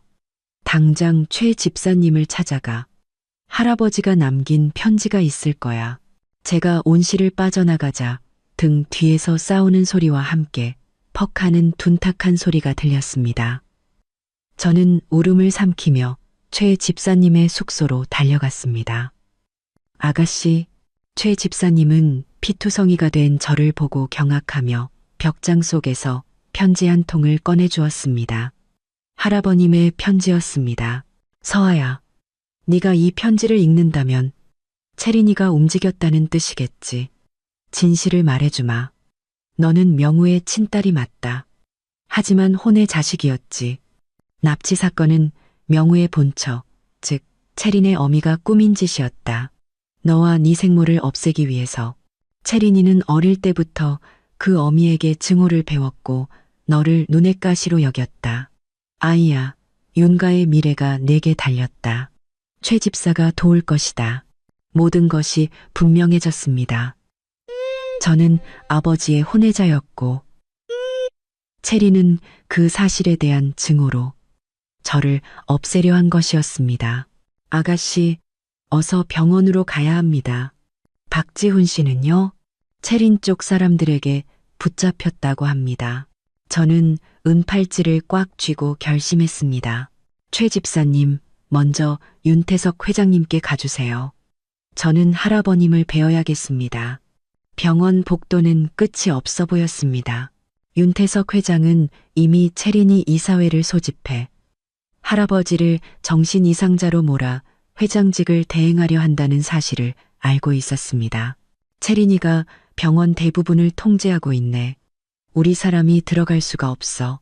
그럼 그녀가 통제하지 못하는 사람을 이용해야죠. 저는 박지훈에 대해 이야기했고 윤 회장은 즉시 그를 구출할 사람을 보냈습니다. 그리고 저는 할아버지의 병실로 향했습니다. 제가 할아버지의 손을 잡고 할아버지, 제가 진짜 손녀 맞죠? 라고 속삭이자 그의 손가락이 미세하게 떨렸습니다. 할아버지는 힘겹게 눈을 뜨고 자신의 베개를 가리켰죠. 그곳에는 작은 메모리 카드 하나가 숨겨져 있었습니다. 카드 안에는 할아버지가 저를 유일한 상속인으로 지정한다는 내용의 동영상 유언장과 20년 전 채린의 어머니가 납치 사건의 주범이라는 결정적인 증거가 담긴 경찰 비밀 보고서가 들어 있었습니다. 최 집사님, 이 파일들을 모든 이사와 언론에 보내세요. 저는 자리에서 일어서며 어젯밤 다친 팔에서 피가 배어 나오는 것도 잊은 채 말했습니다. 저는 이사회로 가겠습니다. 회의실 문을 열자 모든 시선이 제게 쏠렸습니다. 채린은 우아한 미소를 지으며 말했죠. 동생, 마침 잘 왔네. 할아버지 건강 문제에 대해 논의하던 참이었어. 무슨 얘기하는지 잘 알아요. 저는 앞으로 걸어나가며 휴대폰의 전송 버튼을 눌렀습니다. 회의실 안의 모든 사람들의 휴대폰이 동시에 울렸죠. 채린의 얼굴이 새하얘졌습니다. 이건 위조야. 할아버지의 친필 서명과 주치의의 증인이 담긴 영상입니다. 그리고 이 경찰 보고서, 당시에 수사했던 임 반장님을 증인으로 부를까요? 그 배신자. 채린이 이성을 잃고 소리쳤습니다. 분명히 녹음 파일은 지웠다고 했는데 그녀는 스스로 덫에 걸려든 것이었습니다. 회의실은 아수라장이 되었고 윤태석 회장은 저를 유일한 상속인으로 인정하는 동의안을 발의했습니다. 그때 회의실 문이 열리며 휠체어에 탄 할아버지가 들어오셨습니다. 20년 전 나는 실수를 했다. 범인이 누군지 알면서도 가문의 명예 때문에 덮었지. 하지만 오늘은 그러지 않겠다. 그는 자신이 가진 모든 지분을 제게 양도한다는 서류를 내밀었습니다. 그 순간 체리는 가방에서 권총을 꺼냈습니다. 내가 못 가지면 아무도 못 가져. 그녀가 미친 듯이 웃으며 방아쇠를 당기려는 순간 회의실 문이 부서지듯 열리며 한 사람이 제 앞으로 몸을 날렸습니다. 탕! 총성과 함께 박지훈이 제 앞에 쓰러졌습니다. 그의 가슴이 순식간에 붉게 물들었죠. 구급차, 빨리. 저는 그의 상처를 누르며 울부짖었습니다. 왜 그가 다친 것이 이렇게 마음이 아픈지 알 수 없었죠. 미안해. 그는 힘겹게 세 마디를 내뱉고는 의식을 잃었습니다. 체리는 경찰에 연행되면서도 너희는 후회하게 될 거야 라고 악을 썼습니다. 사흘 후 병원 옥상. 윤가의 폭풍은 잠잠해졌습니다. 체리는 살인미수와 사기 혐의로 기소되었고 기적적으로 살아난 박지훈은 증인으로 전환되었습니다. 할아버지의 건강도 호전되었죠. 고마워요. 그날 날 구해줘서. 휠체어를 탄 박지훈에게 저는 진심으로 말했습니다. 내가 어리석었어. 그리고 미안했다. 지난 3년 동안. 그는 작은 상자 하나를 건넸습니다. 낡은 별채에서 찾았어. 내 것 같아서. 상자 안에는 제가 찾았던 것과 똑같은 은팔찌가 있었습니다. 하지만 뒷면에 작은 버튼을 누르자 팔찌가 열리며 접혀있던 작은 종이가 나왔습니다. 작은 출생증명서였죠. 이름 윤서아, 부 윤명우, 모 이민혜, 이민혜. 작은어머니가 제 생모였습니다.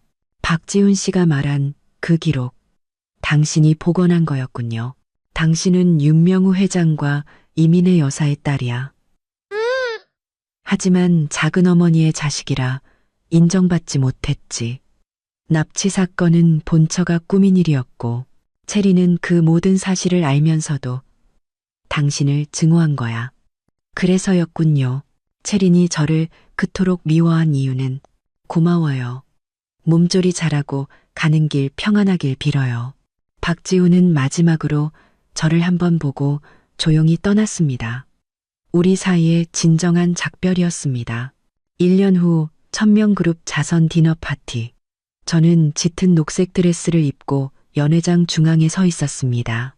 목덜미의 나비 모양 점은 보석 장식처럼 디자인되어 있었죠. 저는 그룹을 안정시켰을 뿐만 아니라 성공적으로 신사업까지 이끌고 있었습니다. 아가씨, 회장님 오셨습니다. 저는 입구로 가 직접 할아버지의 휠체어를 밀고 입장했습니다. 그의 건강은 예전 같지 않았지만 정신만은 또렷했죠. 모두가 일어나 박수를 쳤습니다. 떨리느냐? 할아버지가 제 손을 토닥였습니다.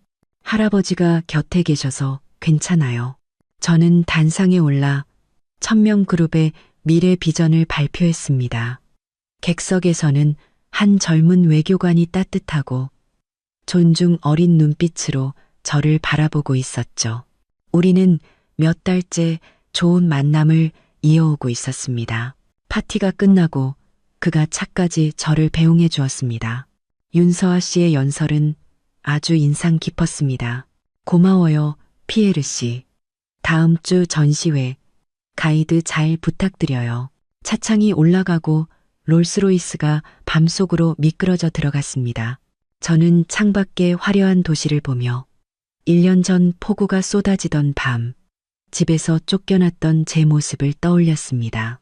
운명은 때로 우리를 절벽으로 밀어 떨어뜨리지만 그것은 우리에게 나는 법을 가르쳐주기 위함일지도 모릅니다. 핸드폰이 진동했습니다. 피에르에게 온 메시지였죠. 말씀드리는 걸 잊었네요. 목에 있는 나비 보석. 정말 아름답습니다. 마치 진짜 날아오를 것처럼요. 저는 소리 내어 웃으며 목덜미에 점을 가볍게 쓸었습니다. 그렇습니다. 20년간 잠들어 있던 이 나비는 마침내 허물을 벗고 날아오를 준비를 마친 것이었습니다.